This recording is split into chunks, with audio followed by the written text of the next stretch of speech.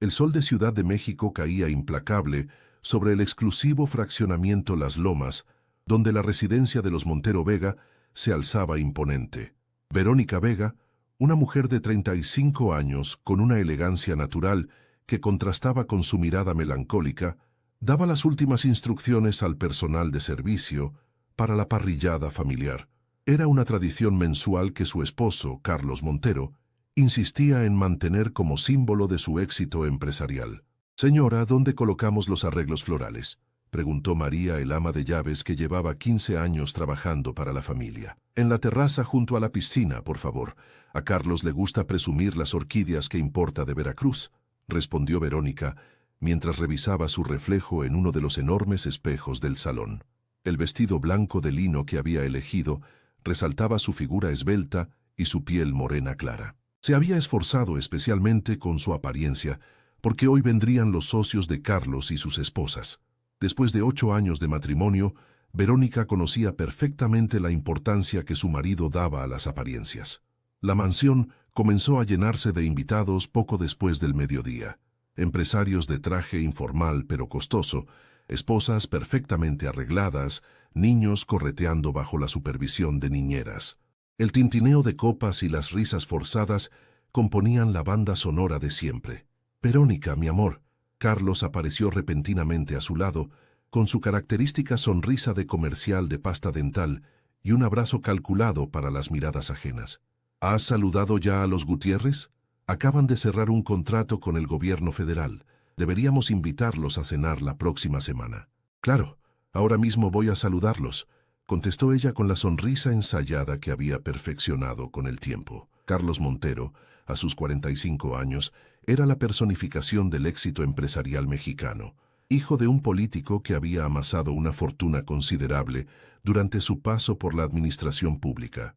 Había multiplicado el patrimonio familiar con inversiones inmobiliarias y contratos gubernamentales que siempre parecían llegar en el momento preciso.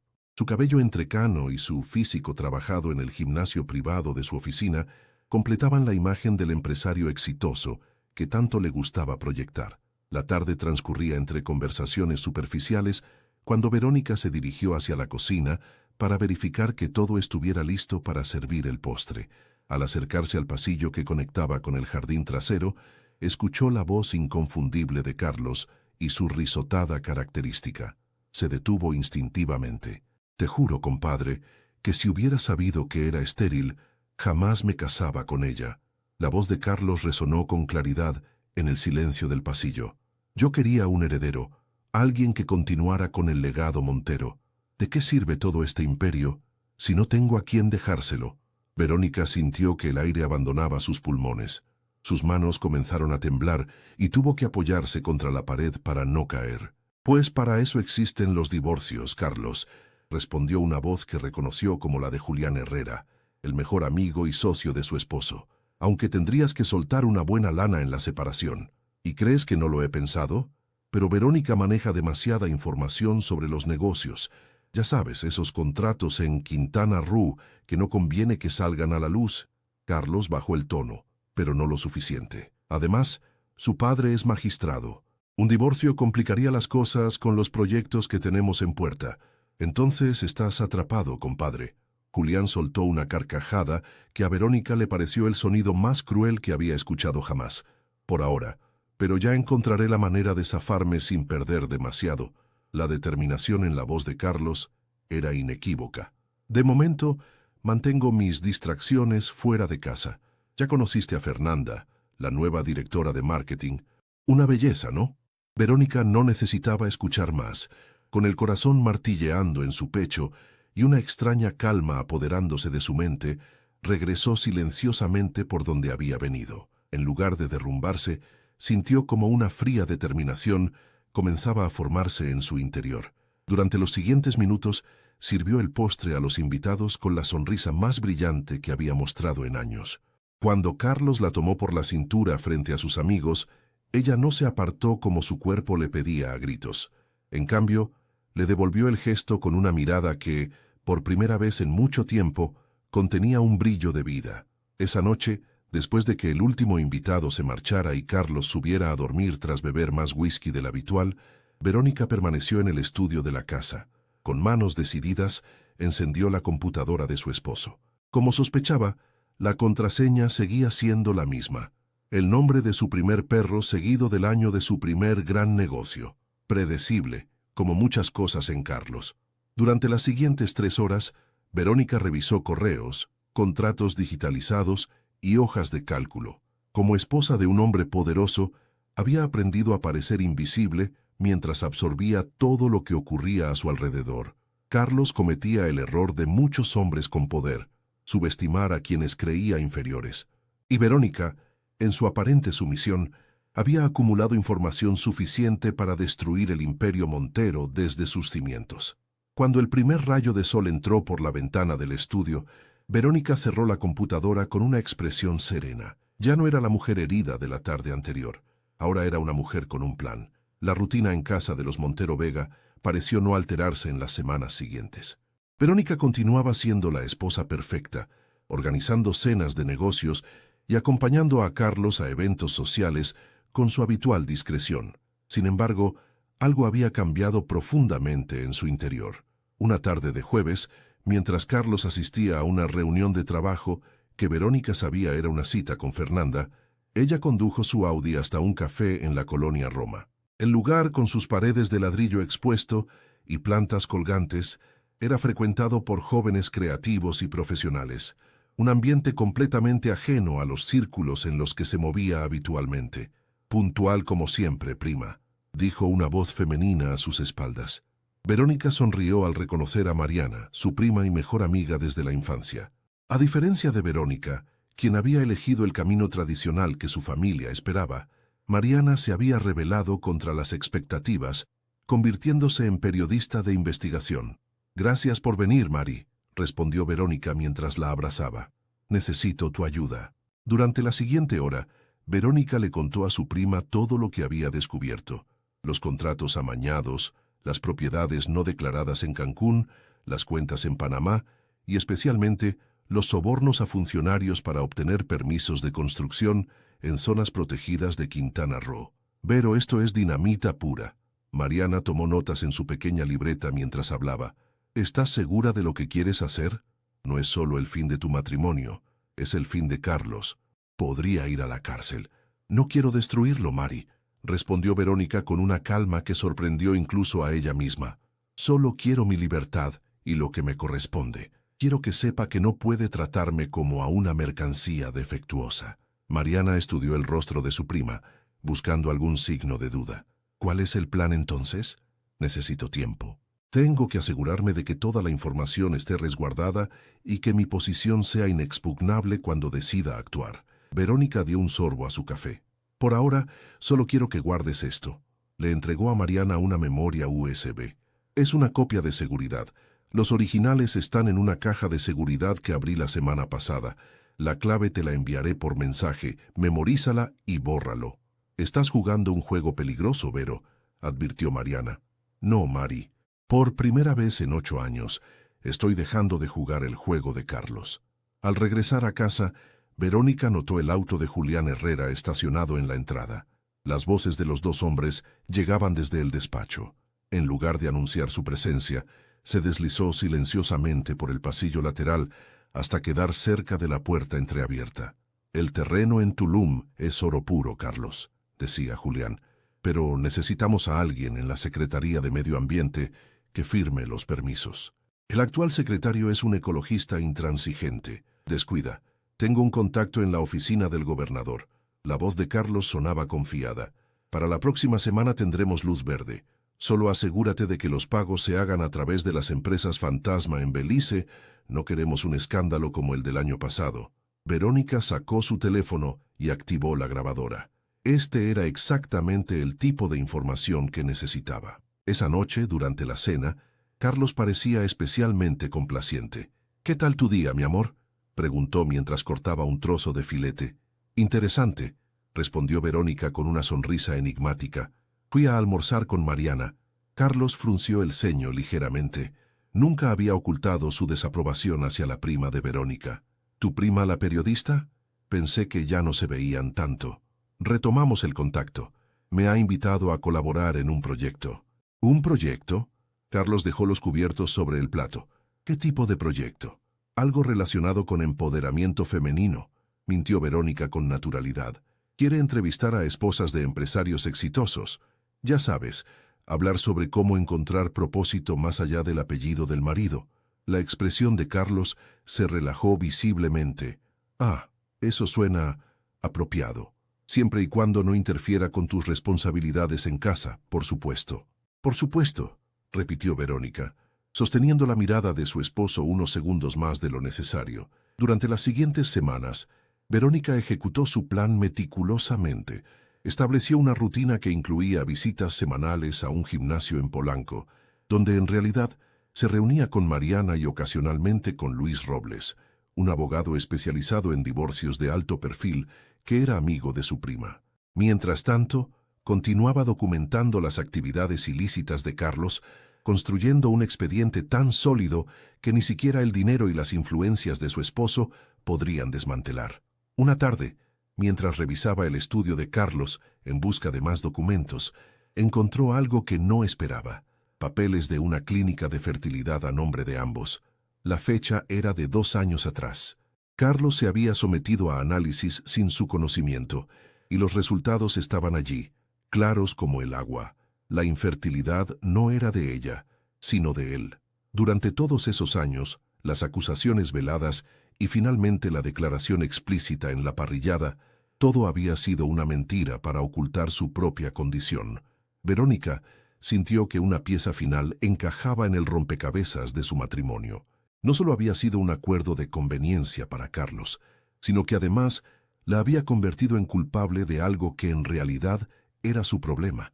La indignación que sintió en ese momento solidificó aún más su resolución. Al día siguiente, durante su encuentro con Luis Robles, Verónica expuso toda la información recopilada. Con esto podríamos negociar un acuerdo muy favorable, explicó Luis después de revisar los documentos. Pero debes entender que Carlos no se quedará de brazos cruzados.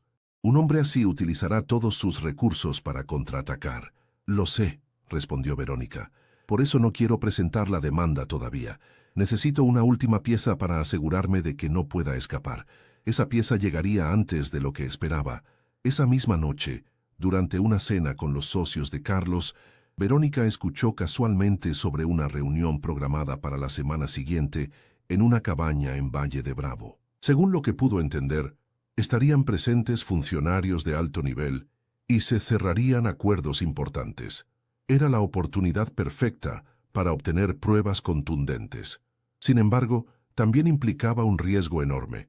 Si Carlos o alguno de sus socios descubrían sus intenciones, las consecuencias podrían ser devastadoras. El amanecer en Valle de Bravo pintaba el lago de tonos dorados cuando Verónica condujo por la sinuosa carretera hacia la exclusiva zona residencial donde se encontraba la cabaña de los Montero.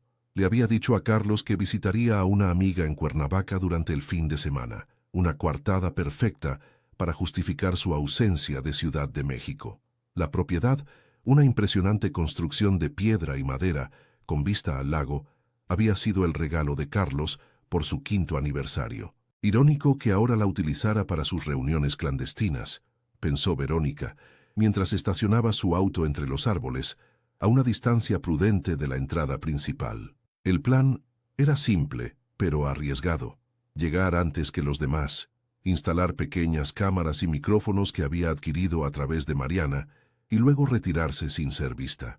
Verónica sabía que Carlos y sus socios no llegarían hasta la tarde, lo que le daba aproximadamente 5 horas para completar su misión. Con el corazón latiendo aceleradamente, utilizó su llave para entrar por la puerta de servicio. La cabaña estaba silenciosa y en penumbra.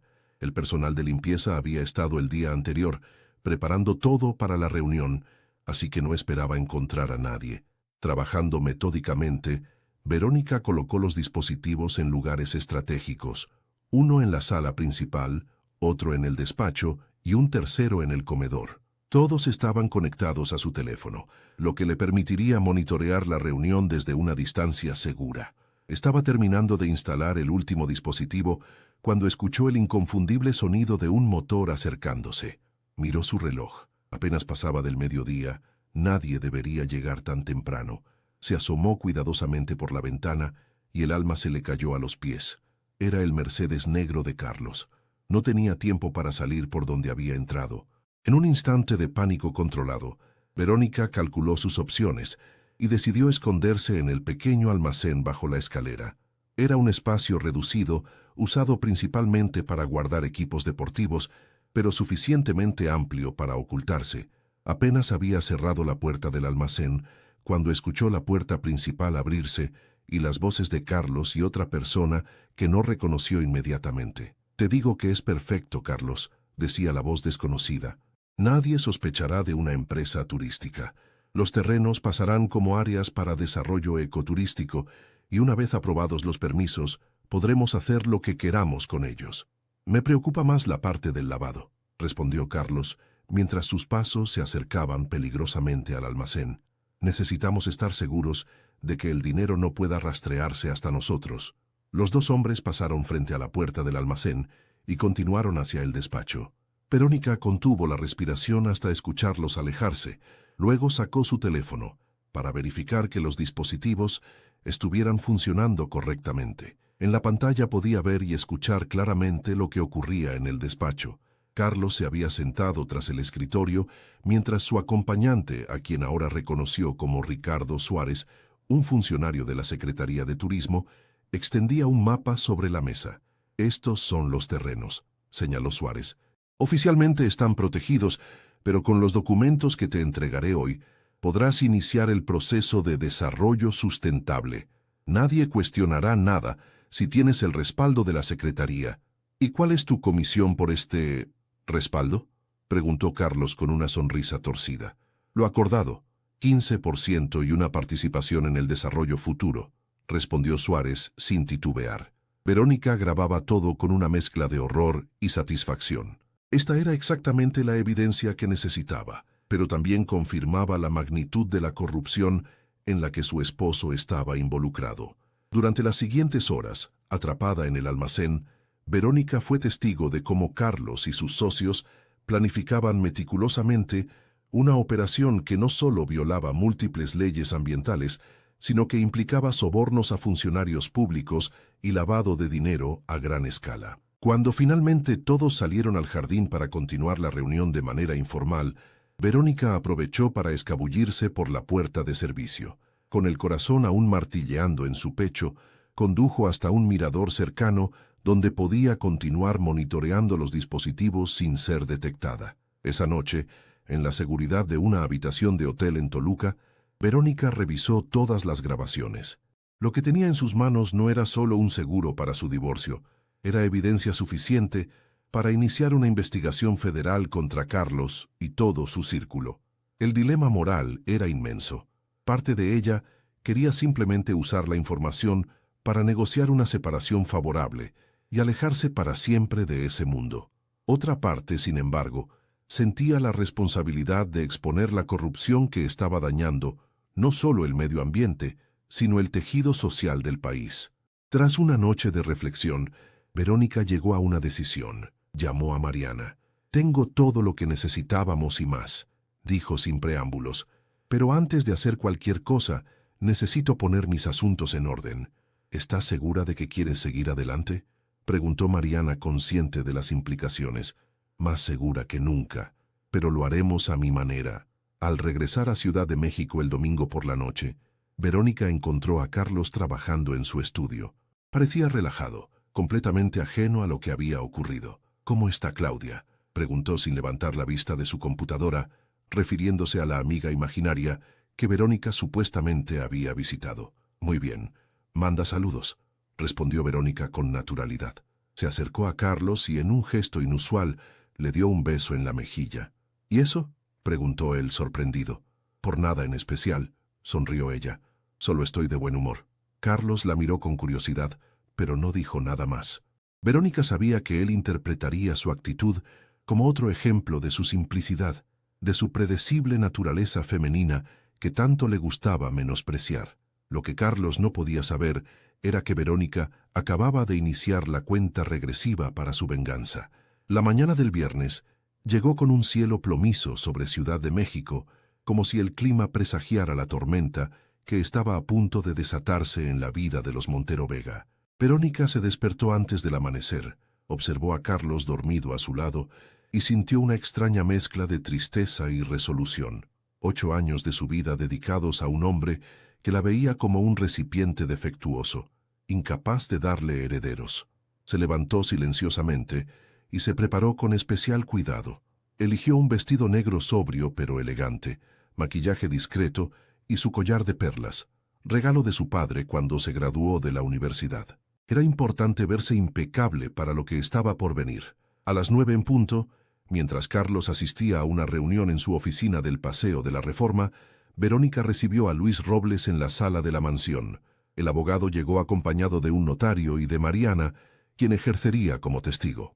¿Estás completamente segura, Verónica?, preguntó Luis, mientras extendía sobre la mesa los documentos que habían preparado cuidadosamente durante las últimas semanas.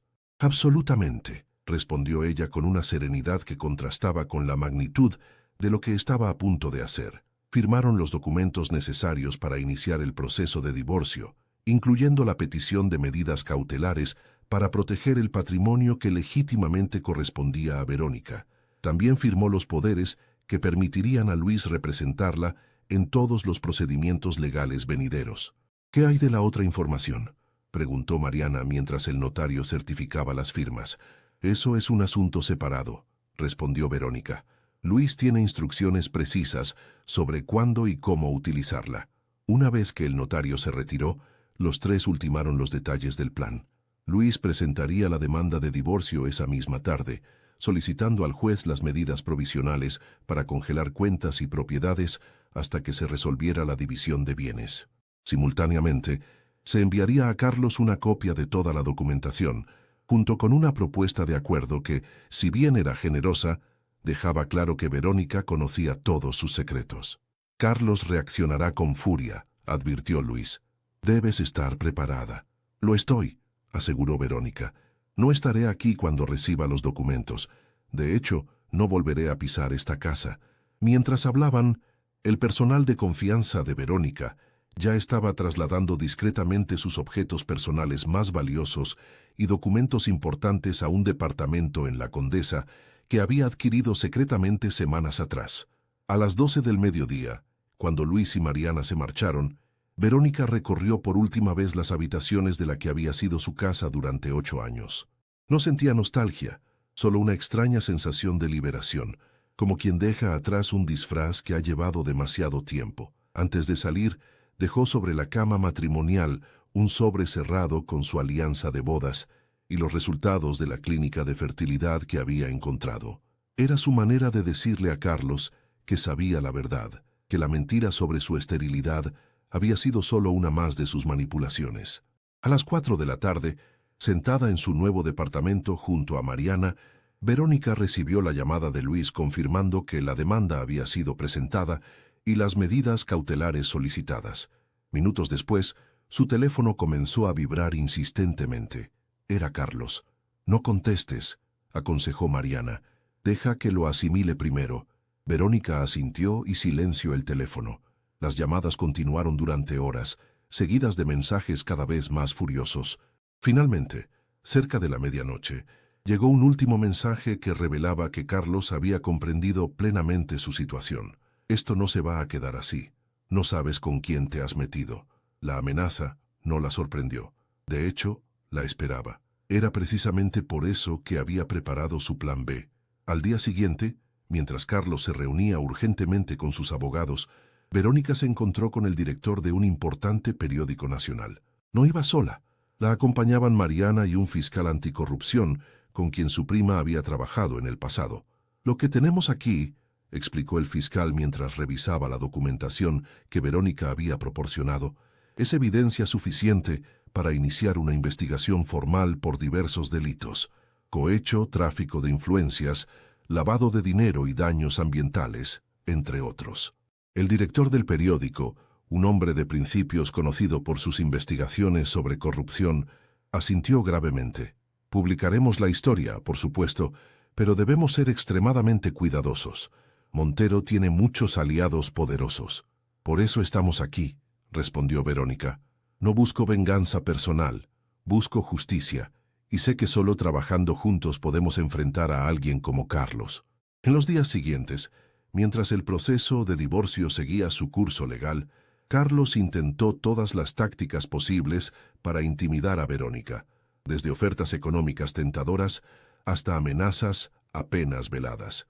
Utilizó sus contactos para congelar algunas de sus cuentas personales y llegó incluso a enviar a investigadores privados para seguir sus movimientos. Lo que Carlos no sabía era que cada una de estas acciones formaba parte de un expediente que crecía constantemente y que fortalecía la posición de Verónica tanto en el divorcio como en la investigación criminal que se gestaba silenciosamente. 3 semanas después de la presentación de la demanda, cuando la presión comenzaba a ser insoportable, Verónica dio luz verde para publicar la primera parte de la investigación periodística. El titular de primera plana era demoledor: empresario vinculado a red de corrupción en desarrollos turísticos de Quintana Roo. El artículo, cuidadosamente redactado para no comprometer la investigación legal en curso, exponía con nombres y fechas cómo Carlos Montero y sus socios habían sobornado a funcionarios para obtener permisos de construcción en áreas protegidas. Las grabaciones de Valle de Bravo se citaban como fuentes anónimas, pero su contenido era innegable. La reacción fue inmediata. Los socios de Carlos comenzaron a distanciarse, temerosos de verse salpicados por el escándalo. Las acciones de sus empresas se desplomaron en la Bolsa Mexicana de Valores, y lo más importante, la Fiscalía anunció formalmente la apertura de una investigación. Esa noche, mientras Verónica cenaba con Mariana en su departamento, recibió una llamada de un número desconocido. Era Julián Herrera. «Verónica, necesitamos hablar». Su voz sonaba tensa, casi suplicante. «Las cosas se están saliendo de control. Carlos no está pensando con claridad». «¿Qué quieres decir, Julián?», preguntó ella, sintiendo un escalofrío recorrer su espalda. «Ha estado bebiendo desde que salió la noticia. Dice cosas, amenazas. Nunca lo había visto así». Hizo una pausa. «Creo que deberías tener cuidado, muy cuidado». La advertencia de Julián fue suficiente para que Verónica tomara precauciones adicionales. Esa misma noche, se trasladó temporalmente a casa de sus padres en Coyoacán, un lugar donde Carlos jamás se atrevería a causar problemas, dado el respeto y temor que le inspiraba su suegro magistrado. Los acontecimientos se precipitaron en los días siguientes. La Fiscalía obtuvo órdenes de cateo para las oficinas de Carlos y sus socios. Se congelaron cuentas bancarias nacionales e internacionales. Y lo más sorprendente, varios funcionarios implicados intentando salvar su propio pellejo comenzaron a ofrecer información a cambio de acuerdos con la justicia. El imperio de Carlos Montero se desmoronaba ante sus ojos. Su reputación, construida durante décadas, quedó destruida en cuestión de semanas. Finalmente, 2 meses después de aquel fatídico día en que Verónica escuchó las crueles palabras de su esposo en la parrillada familiar, se encontraron frente a frente en el despacho de Luis Robles para la negociación final del convenio de divorcio. Carlos había perdido peso. Su rostro, otrora seguro y arrogante, mostraba ahora las huellas del estrés y la derrota. Verónica, por el contrario, irradiaba una serenidad que nacía de la certeza de estar, por fin, tomando las riendas de su propia vida. «Podrías haberme pedido el divorcio simplemente», dijo Carlos con un tono que intentaba sonar amenazador, pero que solo revelaba su frustración. «No era necesario destruir todo lo que construí». «Yo no destruí nada, Carlos», respondió Verónica con calma. «Solo expuse lo que tú mismo construiste con mentiras y corrupción, y para que lo sepas, nunca se trató del dinero o de la venganza». «¿De qué se trataba entonces?», preguntó él con amargura. «De dignidad, de verdad, de justicia». Verónica lo miró directamente a los ojos. «De no permitir que siguieras usándome como excusa para tus propias limitaciones. Fuiste tú quien me llamó estéril frente a todos, cuando sabías perfectamente que el problema era tuyo». Carlos palideció. Nunca imaginó que ella hubiera descubierto aquella verdad tan celosamente guardada. «El convenio es justo», intervino Luis, señalando los documentos sobre la mesa. «Considerando las circunstancias, Diría que es incluso generoso. Y lo era. A pesar de todo, Verónica no había buscado arruinar completamente a Carlos. El acuerdo le otorgaba una parte equitativa de los bienes legítimamente adquiridos durante el matrimonio, excluyendo aquellos vinculados a actividades ilícitas que ya estaban bajo investigación. Le permitía a Carlos conservar suficiente para rehacer su vida, aunque nunca volvería a disfrutar del nivel de riqueza y poder al que estaba acostumbrado. Con manos temblorosas, Carlos firmó cada página del convenio. Cuando terminó, miró a Verónica una última vez. Nunca pensé que fueras capaz de algo así. Ese fue siempre tu error, Carlos. Nunca me viste realmente. Al salir del despacho, Verónica sintió el peso de 8 años de silencio y sumisión desprendiéndose de sus hombros. En la acera, Mariana la esperaba con una sonrisa. ¿Cómo te sientes?, preguntó su prima mientras caminaban juntas hacia el Parque Lincoln. Libre, respondió Verónica, respirando profundamente el aire fresco de la tarde. Por primera vez en mucho tiempo, completamente libre. 6 meses después, Carlos Montero enfrentaba múltiples procesos judiciales. Algunos de sus socios habían sido detenidos, mientras que otros habían huido del país. El escándalo había destapado una red de corrupción que salpicaba a empresarios y funcionarios de varios estados. Verónica, por su parte, había iniciado una nueva vida. Con su parte del patrimonio, estableció una fundación dedicada a apoyar a mujeres víctimas de violencia psicológica y económica, especialmente aquellas atrapadas en matrimonios donde el poder y el dinero se usaban como instrumentos de control. Una tarde soleada de domingo, mientras tomaba un café en la terraza de un pequeño restaurante en Coyoacán, Verónica vio a lo lejos a una pareja joven discutiendo. La mujer lloraba, mientras el hombre, visiblemente molesto, la sujetaba con fuerza del brazo. Sin dudarlo, Verónica se levantó y se acercó a ellos. «Disculpen», dijo con voz firme pero amable, «¿está todo bien?». Su intervención fue suficiente para que el hombre soltara el brazo de la joven y se alejara mascullando insultos.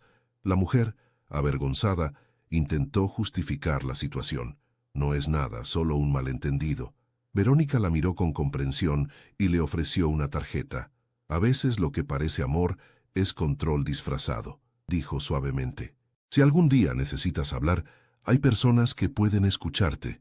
Mientras regresaba a su mesa, Verónica pensó en todas las mujeres que, como ella en el pasado, vivían atrapadas en relaciones donde su valor se medía por lo que podían ofrecer a un hombre: belleza, estatus, hijos. Pensó en aquella tarde en la parrillada cuando había escuchado a Carlos decir esas palabras crueles que, paradójicamente, la habían liberado. A veces, reflexionó, necesitamos escuchar la verdad más dolorosa para encontrar la fuerza de cambiar nuestra historia.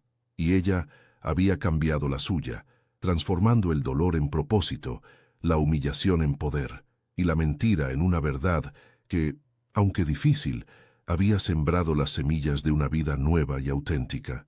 Mientras el sol comenzaba a ocultarse tras los edificios coloniales de Coyoacán, Verónica levantó su taza en un brindis silencioso por las segundas oportunidades y por todas aquellas mujeres que, como ella, algún día encontrarían la voz que siempre tuvieron dentro.